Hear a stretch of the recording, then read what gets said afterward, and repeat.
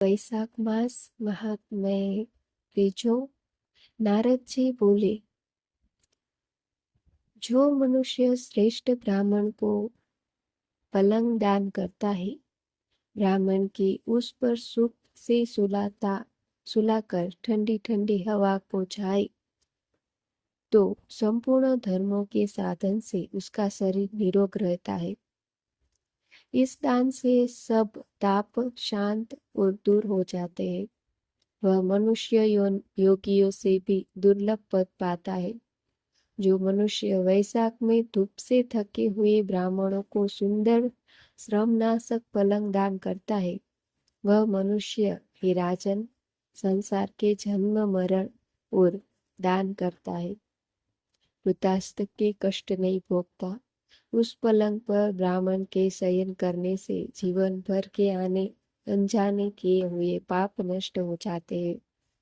हे राजेंद्र, उसके पाप ऐसे नष्ट हो जाते हैं जैसे अग्नि के स्पर्श से कपूर नष्ट हो जाता है, और वह मनुष्य निश्चय ही ब्रह्म पद को चला जाता है। जो मनुष्य वैशाख मास में शयादान करता है, वह मनुष्य इसी जन्म में संपूर्ण भोग्य पदार्थों को भोगता है। उसके कुल में बहुत से मनुष्य होते हैं, कोई रोग उसको नहीं होता है। उसे बड़ी आयु, धैर्य, निरोगता और यश मिलता है। उस धर्मात्मा के कुल में 100 पीढ़ी तक कोई अधर्मी नहीं होता है। इस मास में दानादि करने का अपार फल होता है। वैशाख के धर्मों को इस तरह करने वाला धर्मात्मा पुरुष सब भोगों को भोग कर अपना शरीर त्यागता है। जो वेद पाठी ब्राह्मण को तकिया दान करता है, उसके सभी पाप नष्ट हो जाते हैं और अंत में ब्रह्म पद प्राप्त होता है। बिना इसके दिए मनुष्य सुख पूर्वक नहीं सो पाता है, और इसके दान करने से सबका आश्रय बनकर पृथ्वी का राज्य भोगता है। हे राजन, वह मनुष्य 7 जन्म तक सदा सुखी, भोगी, धर्मपरायण और विजयी होता है। फिर अपने सातों कुल समेत मुक्त हो जाता है। जो मनुष्य चटाई अथवा और किसी प्रकार का आसन देता है, जिस पर पत्रशाही विष्णु भगवान स्वयं विराजते हैं, जैसे जल में पड़ी हुई ऊन नहीं भीजती, वैसे ही संसारी जीवन संसार के बंधन को नहीं प्राप्त होता है। चटाई को देने वाला पुरुष आसन और शय्या पर आरूढ़ हो सब तरह सुखी रहता है। शयन करने के लिए चटाई और कंबल दान देता है, वह मुक्त हो जाता है। इसमें संदेह नहीं है। निद्रा से दुख दूर हो जाता है और निद्रा से परिश्रम दूर हो जाता है। वही निद्रा चटाई पर सुख पूर्वक आती है। हे राजन, जो वैशाख में कंबल का दान करता है, वह अकाल मृत्यु और काल मृत्यु से छूटकर 100 वर्ष तक जीवित रहता है।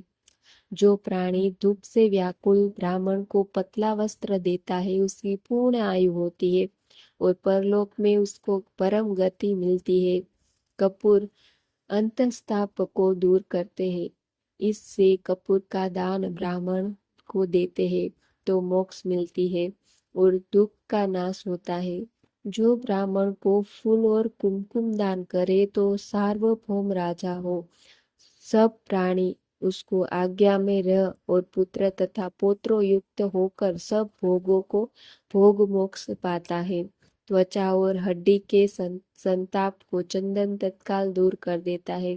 अतः जो चंदन दान करता है, वह तीनों ताप से दूर हो मोक्ष को प्राप्त होता है।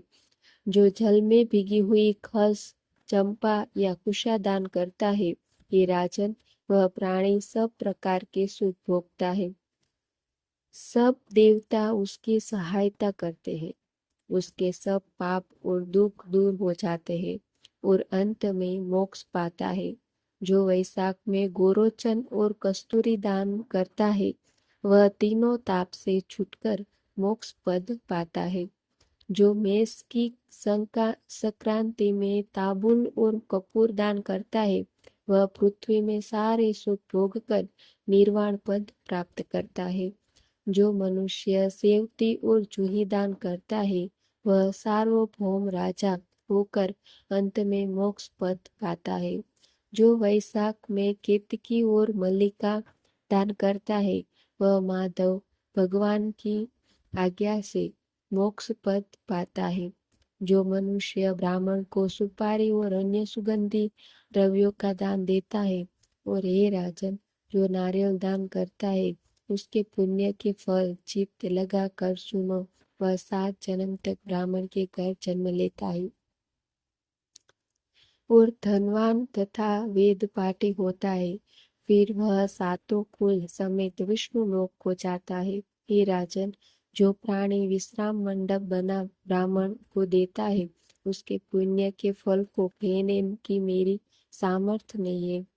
जो मनुष्य छाया मंडप बनवाकर भीतर बालू बिछा देता है और उसमें प्याऊ लगा देता है वह स्वर्ग लोक का स्वामी होता है।